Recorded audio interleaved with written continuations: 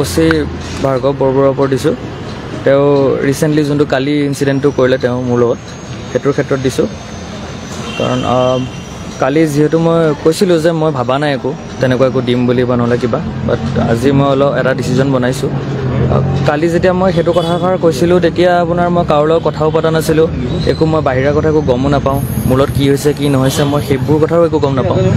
আৰু আপোনাৰ পুলিচ ষ্টেচনৰ ভিতৰত কি হৈছে মোৰ লগত সেইখিনিৰ কাৰণে আৰু মই লগতে মোৰ মাথাত বহুতখিনি কথা চলি আছিলে, মই বহুত বেছি মেণ্টেল প্ৰেছাৰতো আছিলোঁ। সেইটোৰ কাৰণে মই একো এটা ডিচিজন তেতিয়া দিব পৰা নাছিলোঁ, একো ক'ব পৰা নাছিলোঁ। পিছত আজি দিনটো মই বহুতৰ লগত কথা বতৰা পাতিলোঁ, মই মোৰ ফেমিলি মেম্বাৰ্ছ, তাৰপিছত মোৰ লগৰ বন্ধু বান্ধৱ, দাদা, সকলোৰ লগতে কথা বতৰা পাতিলোঁ। পাতি মেলি মই এটা সিদ্ধান্ত এটা ল'লোঁ। মই আজি এখন FIR এখন দিছোঁ হেৰি ওচি ভাৰ্গৱ বৰবৰুৱাৰ নামত। আৰু তেওঁ যোনটো মোৰ লগত কৰিলে, আৰু যিহেতু গোটেইটো এটা ভিডিঅ'তে আছে বস্তুটো ভালকৈ, গোটেইখিনি তাতে শ্ব' কৰা হৈছে বস্তুটো, আৰু সেইটো বস্তুটোৱে ভালকৈ মই লিখি ইনচিডেণ্টটো মই কি ক'ৰ পৰা আহিছিলোঁ কি কৰিব গৈছিলোঁ গোটেইখিনি বস্তু মই লিখি মেলি দিছোঁ FIRখনত। আৰু সেইটোৱে যিহেতু তেখেতে আপোনাক সহায় কৰিছিলে এনেধৰণে আপুনি খালি বা আজি এটা ইণ্টাৰভিউ দেখিছে যে আপুনি আপোনাৰ ভুল হৈছে বুলি কৈছে, সেইখিনি কথা আপুনি কৈছেনে তেখেতক বা FIR লিখিছেনে এইখিনি কথা? মানে ধৰক কেছটো এইটো ভুলটো মই কৰিছোঁ সেইটো মই গম পাইছোঁ, কিন্তু অন দ্য স্পট যেতিয়া মানে মোক ৰখাইছিলে তেতিয়া মানে বহুত বেছি হুৰমুৰ হৈ আছিলে বস্তুটো, বুজি পাইছে?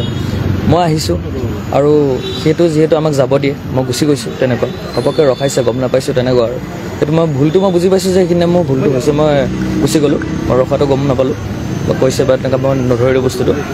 কিন্তু বহুত বেছি কেঅছ হৈ আছিলে সেইটো জেগাটোত, বহুত বেছি আপোনাৰ গাড়ী ঘোঁৰা খুব বেছি ভিৰ হৈ থাকে সেই জেলটোৰ সেইখন এৰিয়াটোত, আপোনাৰ নিজে অকলে গ'লেও গম পাব। তো সেই তেনেকুৱা অৱস্থাত ঘপককৈ মোক ধৰিছে, তেনেকুৱা এটা অৱস্থা হৈছে, টনা আজোৰা হৈছে, এটা খুব ডিঙিত ধৰি হৈছে, ঠেলা মেলা হৈছে, এখন সন্মুখৰ গাড়ী এখনত গৈ লগাও হৈছে অকণমান, সেইটোও গম পাইছে চাগে বস্তুটো। তো সেইবোৰক লৈ মানে ধৰ গোটেইখিনি কথা মই ভালকৈ তাতে কি হৈছে কি নহৈছে মই সেইটোও জনাইছোঁ। যিহেতু ইতিমধ্যে ছাছপেণ্ড কৰিছে আৰু তেওঁ ডিপাৰ্টমেণ্টেল ইনকুৱাৰী এটা দিছে, আৰু কেনেকুৱা ধৰণৰ আপুনি এতিয়া তেওঁলোকৰ যোনটো ডিপাৰ্টমেণ্টৰ ভিতৰত যোনটো ইনকুৱাৰী, যোনটো পুলিচৰ পৰা যোনটো কৰে, ওচি ভাৰ্গৱ বৰবৰুৱাৰ ওপৰত দিছোঁ। তেওঁ ৰিচেণ্টলি যোনটো কালি ইনচিডেণ্টটো কৰিলে তেওঁ মোৰ লগত সেইটোৰ ক্ষেত্ৰত দিছোঁ। কাৰণ কালি যিহেতু মই কৈছিলোঁ যে মই ভাবা নাই একো তেনেকুৱা একো দিম বুলি বা নহ'লে কিবা, বাট আজি মই অলপ এটা ডিচিজন বনাইছোঁ।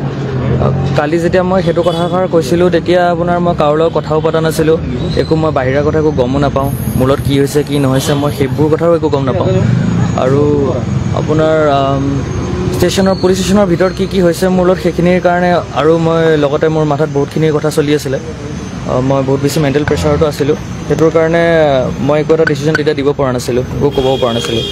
পিছত আজি দিনটো মই বহুতৰ লগত কথা বতৰা পাতিলোঁ, মই মোৰ ফেমিলি মেম্বাৰ্ছ, তাৰপিছত মোৰ লগৰ বন্ধু বান্ধৱ, দাদা, সকলোৰ লগতে কথা বতৰা পাতিলোঁ।